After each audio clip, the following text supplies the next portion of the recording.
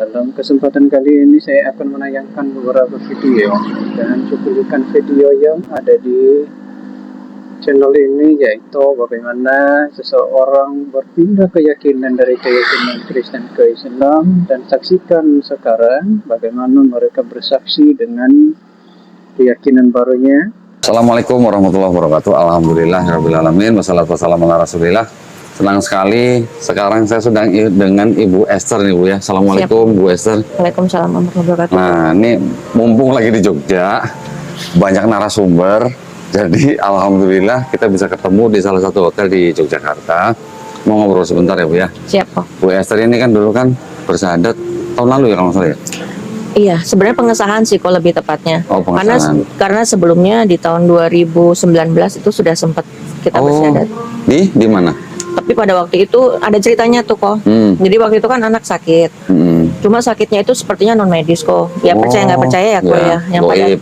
Yang pada akhirnya kita dibawa ke salah satu ulama gitu di daerah Pemalang. Terus di situ pada akhirnya saya memutuskan untuk bersyahadat. Sebenarnya sih untuk bersyahadat sendiri sebenarnya sudah lama kok. Sejak info yang itu, yang Rabi bilang mau ke Bali. Nah di situ saya sempat bertanya, saya belajarnya gimana Rabi? Rabi sempat bilang kalau saya nggak salah dengar ya kok. Rabi sempat sampaikan sebenarnya kalau belajar agama Islam itu hampir sama seperti Rabi gitu. Nah, jadi tadi saya belum memperkenalkan Bu Esther sedikit lebih detail nih. Bu Esther ini dulu pernah menjadi muridnya Rabi Tovia Singer ya Bu ya? Betul. Selama berapa tahun Bu? Kurang lebih dari 2010 ya kok ya. Sampai 2014, 2015 malah. Oh malah 2015. 2015. Berarti kira-kira 4-5 tahun ya Bu ya? Iya. Selama Rabi Tovia Singer waktu itu tinggal di Indonesia ya Bu ya? Betul, di Jakarta. Selama itu Ibu belajar dengan Rabi Tovia Singer itu, waktu itu Ibu sebelumnya apa? Kristen? Kristen. Katolik atau Protestan Bu? Saya gereja di GBI kok. GBI berarti Protestan. Betul. Ibu kenapa dari Protestan kok malah belajar Judaisme gitu sama Rabi? Jujur apa ya kok banyak hal yang tidak sesuai ya. Maksudnya dalam artian dari kecil saya diajarkan ke gereja gitu ya, diajarkan bahwasanya kita harus bisa mengasihi, kasihan sama manusia gitu kan, seperti dirimu sendiri. Tapi pada kenyataannya saya tidak mendapatkan itu. Saya tidak pernah menemukan implementasi atau pelaksanaan bahwasanya kita tuh saling mengasihi loh. Bahkan dari keluarga inti saya sendiri saya tidak bisa mendapatkan itu. Oh, nah kalau yang kasih lamusumu? Kenapa? Kalau yang kasih lamusumu? Kan Ibu bilang tadi kasihilah sesamamu. Iya. Kan di Kristen di Bible juga ada ajaran katanya kasihilah musuhmu. Nah itu Ibu gimana? Bisa melaksanakan? Kalau itu saya juga tidak dapatkan. Jangankan kita mengasihi orang yang terdekat kita kok. Dalam artian keluarga inti kita. Itu kan bagaimana kita bisa mengasihi musuh kalau dari keluarga inti aja kita tidak bisa melakukan. Nah terus setelah Ibu Muslim bisa mengasihi keluarga? Justru setelah saya belajar Muslim, saya belajar Islam, saya tahu bagaimana kita harus bisa ikhlas.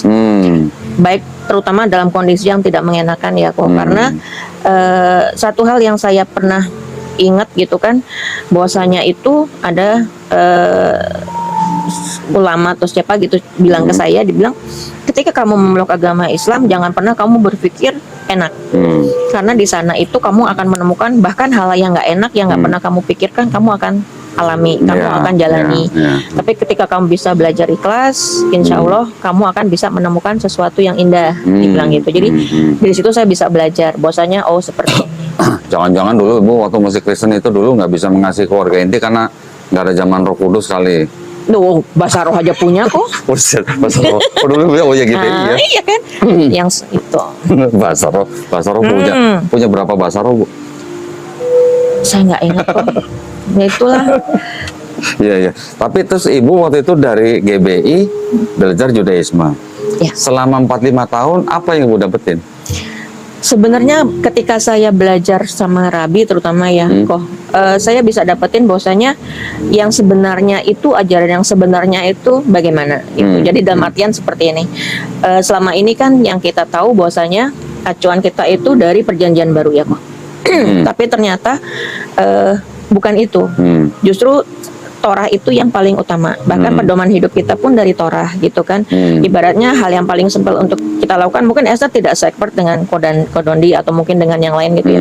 Tapi satu hal yang pasti adalah ketika kita mau belajar benar, ya udah kamu belajar aja dulu dari Torah. Itu kamu bisa jalanin Torah, maka hidup kamu benar. Gitu ada. Jadi Rabi sebenarnya kalau menurut Esther, Rabi tuh ngajarinya hal-hal yang paling sederhana aja sih. Yang basic ya Bu yang ya. basically gitu. Ya. Kayak gitu. Dari yang basic itu bisa diimplementasikan dalam kehidupan sehari-hari. Betul. Dan itu ajaran itu kurang lebih mostly itu sama dengan ajaran Islam. Ada zakat ya Bu ya. Betul. Ada wudhu ya Bu ya. Betul. Ada sholat. Ada sholat. Azan juga ada kan kok. Ada azan. Ada puasa ya Bu ya. Betul. Udah gitu secara fashion atau pakaian juga mirip. Tetap ditutup ketika kita mau beribadat, kita mau masukin ke ini sinagog ya. Kita harus ditutup juga kepalanya pakai tudung. Dari semua yang kesamaan antara Yudaisme dan Islam itu, giliran kita bandingkan dengan Kristen secara implementasinya jauh beda gitu ya Bu ya. Berbeda jauh, bahkan mungkin bisa dibilang bertolak belakang. Bertolak belakang. Padahal di dalam Perjanjian Baru juga banyak ayat-ayat yang dikutip dari Perjanjian Lama. Ya. Tapi kan kalau menurut pandangan Esther ya kok ya, apa ya? Maksudnya mereka mungkin mengambil mengambil dari Perjanjian Lama itu kan hanya untuk ibaratnya apa ya kok? Kayak mungkin membenarkan apa yang terjadi di Perjanjian Baru pada saat itu. Jadi ibaratnya untuk menutupi hal yang nggak pas, mereka pakai acuannya dari situ. Masalahnya kan gini Bu. Mungkin kalau yang di Matius, Markus, Lukas, Yohanes banyak mungkin yang mengutip dari Perjanjian Lama yang kelihatannya sama. Betul. Tetapi setelah itu yang surat-surat Paulus sama surat-surat Rasul kan itu yang jauh berbeda gitu kan Bu ya. Betul banget kok. Yang di sini mungkin yang 4 gospel sama Kristen ditafsirkan Yesus Tuhan, tapi banyak bertolak belakangnya. Tapi kalau yang dari surat-surat Paulus itu memang teologinya Paulus memang menuhankan Yesus. Betul. Kayak gitu. Jadi di dalam PB sendiri itu ada kayak semacam pertentangan gitu ya Bu ya. Banyak kok ya. Terus kalau kita bandingkan lagi satu PB dibandingkan dengan PL, pertentangannya jauh lebih banyak. Banyak banget. Bahkan mungkin malah bertolak belakang kok. Jadi Ibu dulu waktu belajar sama Rabbi Tovia Singer, Ibu belajar ini dong, apa namanya, korbanot. Korban itu kayak gimana? Korbanot maksudnya pengorbanan hewan untuk istilahnya kayak dosa yang tidak disengaja, ya penebusan. Betul. Kan macam-macam tuh Bu jenis korbannya. Betul. Kalau kenapa dengan korban apa, dengan sejumlah apa. Betul. Terus kan pakai perak ya kok. Ada perak, nanti ada lembu atau sapi Bu ya. Betul. Nanti ada kambing domba. Betul. Bisa diganti dengan burung tekukur. Betul. Bisa diganti dengan berapa tepung terigu. Masalahnya yang begituan di PB kok jadi nggak ada ya Bu ya? Nggak ada. Karena kan sudah ibaratnya kalau Esther nih ya, kalau penjabaran Esther pribadi, semua itu sudah melalui penebusan dari semua itu diganti dengan konsep yang mirip tapi diganti korbannya gitu ya. Iya. Korbannya adalah Yesus gitu. Betul. Sebagai domba Allah gitu ya. Gitu. Jadi Ibu selama 4-5 tahun belajar dengan Rabbi Tovia Singer, Ibu mendapatkan basic daripada monoteisme ya Bu ya. Betul. Terus waktu itu Ibu tidak menjadi pelaku Judaisme atau hanya belajar aja gitu? Esther lebih banyak ke belajar, mungkin tidak semuanya ya kok ya. Esther hanya berusaha untuk menjalankan apa yang sudah diajarkan. Itu aja sih kok intinya. Jadi ibaratnya belajar untuk hidup benar dulu deh gitu kok. Dalam keseharian. Tapi setelah belajar Judaisme itu GBI-nya ditinggalin. Justru ketika saya belajar dengan Rabi, ketika awal saya ketemu Rabi, di situ saya sudah memutuskan saya nggak mau ke gereja. Bahkan ibu saya, mama itu sempat bilang saya murtad. Kenapa kamu nggak mau ke gereja? Bahkan ketika saya dipaksa untuk pergi ke gereja, Rabi sempat kalau nggak salah ya, kalau Esther nggak salah ingat, tapi mohon maaf tolong bantu ingetin ya kok. Iya, saya nggak tahu kan, saya nggak ikutan. Iya, mana tahu. Jadi Rabi cuma bilang jangan pernah masuk ke sana. Kalaupun kamu masuk, jangan pernah mengikuti apa yang mereka lakukan. Ke sana maksudnya ke Kristen? Masuk ke gereja. Oke. Oh, gereja ya. Jadi kalaupun kamu ternyata harus masuk, kamu diam aja. Jadi di situ pun saya ngikutin. Ibaratnya mereka misalnya ada puji-pujian seperti itu, ya saya cuma diam. Ada khotbah, saya juga cuma diam. Mereka semua berdoa, saya juga cuma diam. Oh, Ibu pernah selama belajar Judaisme itu pernah ke gereja lagi gitu? Sempet kok, karena waktu itu kan waktu itu saya masih belum divorce ya kok ya. Oh gitu. Kebetulan pada waktu kita sempat jadi aktivis di gereja. Oh, oke, jadi tuntutan ya, tuntutan jabatan ya Bu ya. Betul. Nah, setelah Rabbi Tovia Singer pulang kampung ceritanya, Ibu jadi kayak nggak punya pegangan lagi itu bagaimana? Justru ketika pada waktu itu Rabi sempat cerita tersirat bahwasanya beliau akan ke Bali dulu nih kok. Oke. Dari Jakarta ke Bali. Cuma Esther waktu itu belum tahu kalau ternyata Rabi kembali ya. Oke. Nah, di situ saya sempat bertanya ke Rabi, kalau misalnya Rabi nggak ada, kita mau sabat di mana? Saya bilang gitu. Oke. Terus Rabi cuma bilang masih bisa belajar. Tapi kalau misalnya kamu ingin lebih memperdalam lagi, belajarlah agama Islam itu tidak jauh ajarannya dengan kita. Jadi kalau mau belajar nggak apa-apa, silahkan. Oh, gitu. Rabi bilang gitu. Bu Esther pernah nanya nggak ke Rabi, kenapa Rabi merekomendasikan belajar Islam? Sebenarnya Esther tidak langsung bertanya, hanya saja pada waktu itu kalau nggak salah ingat Rabi sempat bilang bahwasanya apa yang diajarkan di Torah gitu ya, apapun yang dilakukan oleh Rabi, mostly itu kan sedikit banyak tidak menyimpang dari ajaran Islam. Kalau dalam artian ya tadi seperti tadi kita mau ibaratnya kita mau sholat ya, kita harus dengerin azan dulu, terus kita harus wudhu dulu, baru kita bisa sholat pun 5 waktu sama. Jadi dalam Rabi pun juga kita kan diajarin Shema ya kok ya. Nah itu sebelum kita Shema kita harus bersihin dulu badan kita, berwudhu ya, terus kita baru azan, terus kita baru ngelakuin ibadat tefilah kayak gitu. Seperti itu Gitu sih ya. Tapi berarti Ibu bisa menangkap pesan dari Rabi dong. Berarti kan bahwa Rabi merekomendasikan Ibu Esther untuk belajar Islam karena apa? Saya kan pernah nih Bu nih podcast sama Rabi nih Bu ya. Jadi ternyata Rabi bisa menjawab dengan tegas bahwa Islam dan Judaisme itu sama-sama monoteis. Malah dia bilang sama-sama la ilaha illallah katanya gitu. Iya. Sama-sama tauhid katanya. Ya. Masalah Nabi yang terakhir, Rabi memang tidak bisa menerima karena itu memang mereka mengakui itu sebagai Nabi, tapi bukan untuk bangsa Israel, untuk bangsa yang lain gitu istilahnya.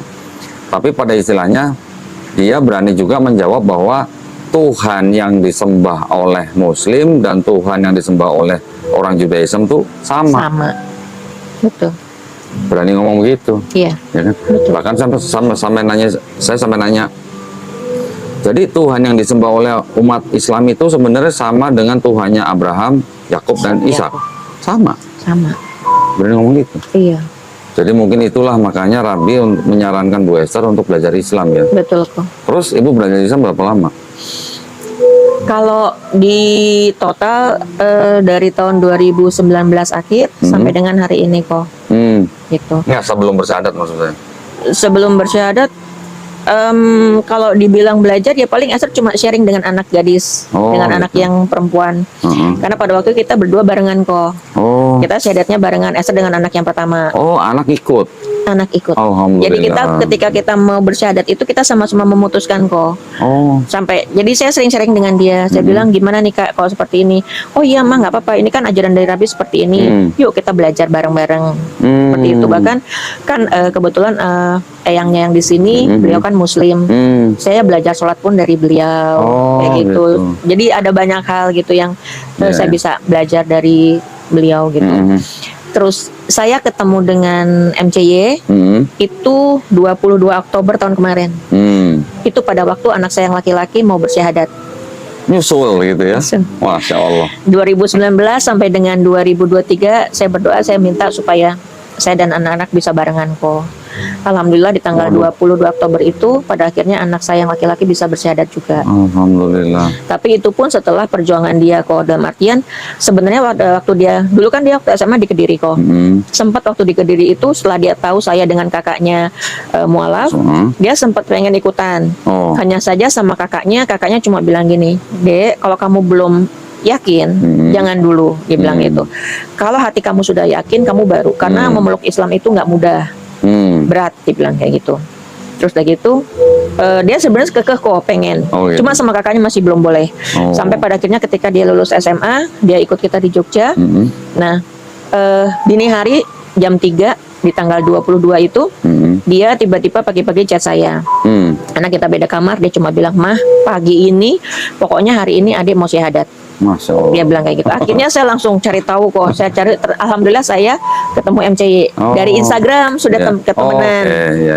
Akhirnya saya coba tanya, chat-chatan. Nah, diputuskanlah tanggal 22 jam 2 kurang lebih di Jogokarian. Jogokarian.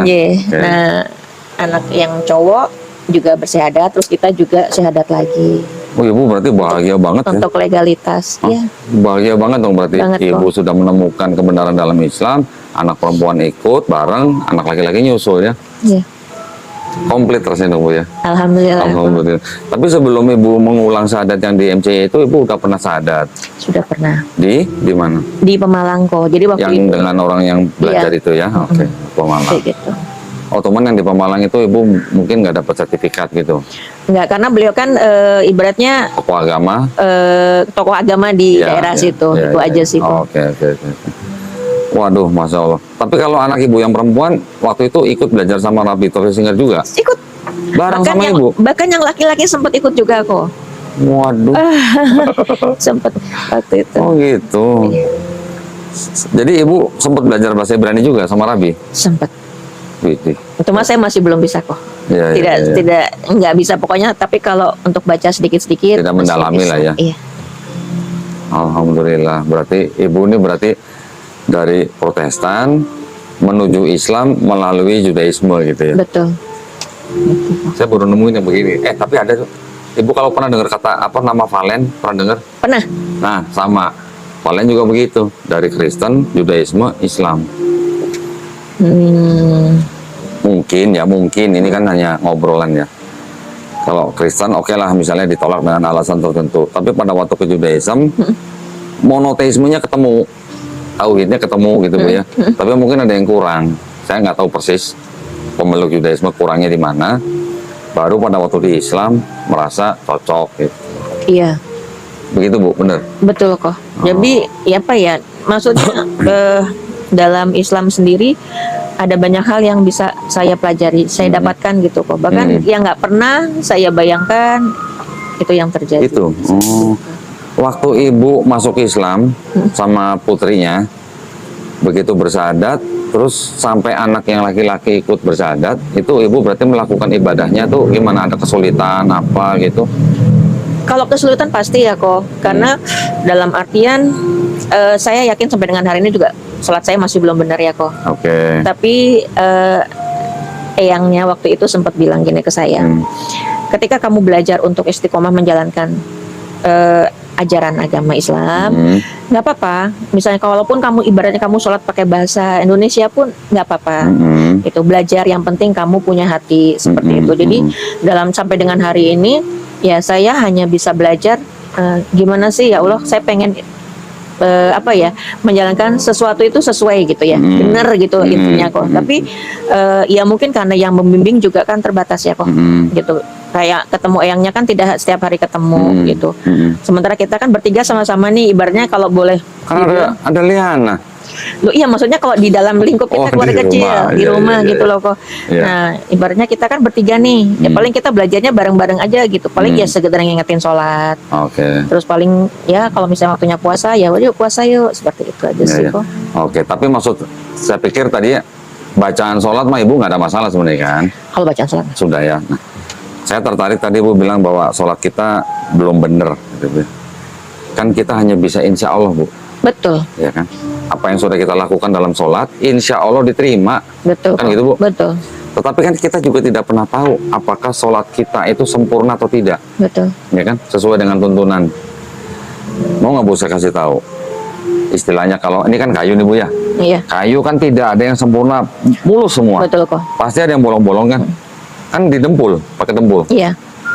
Mau nggak kalau ibu mau merasa tenang bahwa sholat ibu, walaupun ibu merasa ada yang tidak sempurna, itu bisa didempul-dempul Bu kalau tidak sempurna, jadi seperti kayu gitu. Caranya gimana tahu? Gimana kok? Tambahin sholatnya. Pakai sholat sunnah. Itu sholat rawatib. Oh, sholat rawatibnya. Sholat rawatib, qobliyah, ba'diyah. Itu satu hari Bu, sholat rawatib ini masya Allah, ini bisa dianggap ya Bu ya, menyempurnakan sholat fardu kita. Ya, walaupun nilainya nilai sesungguhnya kita nggak tahu berapa, hanya Allah yang tahu. Betul. Tetapi itulah penyempurna sholat kita yang fardu itu Bu. Iya. Dan itu sangat nikmat itu sebenarnya kalau dilakukan. Insya Allah Bu ya. Siap. Bukan saya ngajarin ini maksudnya. Loh, justru saya harus belajar. Sharing. Siap kok. Saya pernah dengar dari Ustadz begitu, sholat qobliyah, ba'diyah itulah yang menyempurnakan sholat fardu kita. Kita nggak pernah tahu kan, Betul. apalagi kalau ibu mungkin sholat sendiri, Iya. mungkin ada yang ketinggalan satu rakaatnya, mungkin ada yang kelebihan, kita nggak pernah tahu Bu ya. Iya. Kadang-kadang sholat kita otak kemana-mana kan. Betul. Nah itulah yang menyempurnakan sholat kita. Insya Allah gitu. Siap kok. Insya Allah nanti dilakukan. Berarti ibu sudah menjalankan Islam ini kemarin pada waktu istilahnya pertama kali puasa, ibu gimana ngerasainnya? Kalau puasa sendiri kan kita sebenarnya sudah sering kok. Di Judaisme? Judaisme sering, terus di Protestan juga sering. Oh di Protestan dulu ibu puasanya tapi kan nggak full 1 bulan. Enggak full. Tapi kalau di Judaisme kan kita juga ada puasa ya, dan Hampir puasanya full. pun dari jam 6 ke jam 6 lagi ya, Ya lebih. hampir full ya. Betul. Mirip dengan Islam ya. Iya. Gitu. Jadi pada waktu ketemu Ramadan biasa. Ya sebenarnya sih untuk jalanin puasanya kalau dibilang berat ya kok. Cuma dalam artian nggak seberat mungkin kalau kayak mungkin anak yang cowok ya, tidak seberat dia karena Ya. kita sudah pernah menjalanin. Cuma Ya. nikmatnya sendiri itu ada kok. Pas Ya, azan pasti gitu ya, kita minum gitu kayaknya tuh enak banget. Nyes gitu. Sama mas Bu. Oh, gitu, Kak? Apalagi kalau manis ya Bu. Bener kok. Bener emang. Selama menjalani, ini yang saya rasakan Bu ya. Ini sharing ya Bu ya. Selama menjalani dari subuh sampai maghrib, yang kita bayangkan berat itu sebenarnya dengan kesibukan kita sebenarnya juga nggak terasa. Iya. Nggak Betul. terasa sebenarnya. Betul kok. Tapi pada waktu menunggu maghribnya itu, Iya. Detik-detiknya itu kok. nah itu Luar momen-momen biasa. Luar biasa. Perjuangan, apalagi sampai pulang kerja kita harus masak lagi, ya kan, terus udah gitu masih harus nunggu lagi, masaknya selesai, nunggu kayaknya lama banget. Ibu nungguin masak, saya di jalan Bu, nyetir mobil, nyetir motor pas sebelum buka puasa, bawa mobilnya bisa 1-2 jam, bawa motor juga begitu, belum kena macetnya di luar kota Bu, saya waktu itu sering mengalami gitu ya, pas sebelum buka puasa bawa motor macet, waduh, rasanya gimana gitu, begitu ngelihat berapa menit sebelum puasa mampir, cari yang dingin-dingin, yes. Rasanya. Iya, luar biasa ya. Belum lagi ngerasain tarawehnya Bu ya. Iya, betul kok, luar biasa. Dan yang paling kadang yang bikin sedih itu ketika mungkin 3 hari atau 5 hari Ramadannya habis. Itu rasanya kayak ada sesuatu yang hilang kok. Hilang. Kalau bisa jangan dulu pergi deh. Iya, betul. Betul. Ya paling Ibu kompensasinya bisa ke puasa Syawal Ya, gitu. kompensasinya. Perlepasan gitu. Iya, cuma momennya itu Perpisahan, kok, beda momennya ya? beda banget. Beda. Alhamdulillah berarti Ibu ini sudah merasakan ya nikmatnya Islam Ibu ya. Insya Allah. Nikmatnya menjadi seorang muslim. Dan saya boleh kasih tahu Ibu, saya pernah baca bahwa menjadi seorang muslim Bu, itu bukan karena kuatnya Ibu, bukan karena pinternya Ibu, tapi itu adalah penghargaan yang paling tinggi dari Allah Subhanahu wa taala. Alhamdulillah, Masya Allah. Alhamdulillah Ibu. Kita Iya. dipilih sama Allah Subhanahu wa taala Betul. menjadi muslim. Iya, Nah, alhamdulillah banget ya Bu ya berarti. banget kok. Berarti kan kita orang paling beruntung di Betul. seluruh dunia kan? Tapi ada satu beban Keren. saya kok. Ya? Masih ada beban saya sekarang. Iya, sih. Apa tuh Bu? Saya hanya ingin orang tua saya, Hmm. kakak adik saya juga sama. Jadi sampai dengan detik ini, ya insya Allah saya masih mendoakan beliau. Ya gitu, walaupun mungkin dari beliau sendiri nggak rela gitu ya. Kalau saya harus memilih keyakinan lain gitu. Tapi dalam hal ini saya juga, beliau mungkin berjuang, gitu ya. Saya juga berjuang. Tapi saya yakin bahwasanya ya apapun yang kita doakan sepanjang kita benar-benar ikhlas gitu ya kok. Ya moga-moga semoga sih ya insya Allah ibu, kakak sama adik juga bisa dapat hidayah. Insya Allah Bu, seperti tadi saya bilang, hidayah itu cuman milik Allah Subhanahu wa taala. Betul. Jadi kita hanya boleh meminta, nggak boleh maksa. Iya, betul banget Bang. Betul. Gitu Bu ya. Iya, Nabi aja nggak bisa betul. pamannya apa mengislamkan pamannya. Betul. Nabi. Nah kita ini siapa Iya. sih Bu ya? Kita bukan siapa-siapa. Betul, Jadi kita Pak. hanya bisa meminta, memohon dalam doa. Kalau dikabulkan, alhamdulillah. Iya. Nggak dikabulkan, alhamdulillah juga. Betul. Cuma saya masih ingat Eyang itu pernah cerita gini kok. Ya. Kalau kamu sedih, kamu nangis boleh, tapi jangan sampai nangisnya kelamaan. Ya. Ketika kamu nangis, ya udah kamu ambil aja air wudhu. Nah, kamu berdoa aja. Kamu nangis aja sama Allah, nanti pasti Iya. dapat jawabannya. Betul. Dan alhamdulillah anak saya yang cowok, buktinya di situ. Alhamdulillah. Jadi dari situlah membuat saya jadi semangat untuk oh iya saya juga pengen memperjuangkan supaya ibu sama kakak adik saya juga. Berarti sekarang anak ibu kalau sholat di rumah jadi imam dong?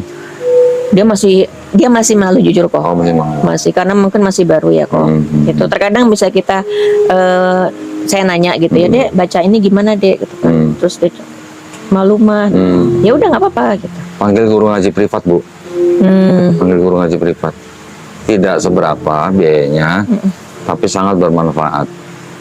Ya, namanya mualaf itu ya, atau orang yang baru masuk Islam. Kan biasanya kita sudah punya komunitas sendiri. Betul.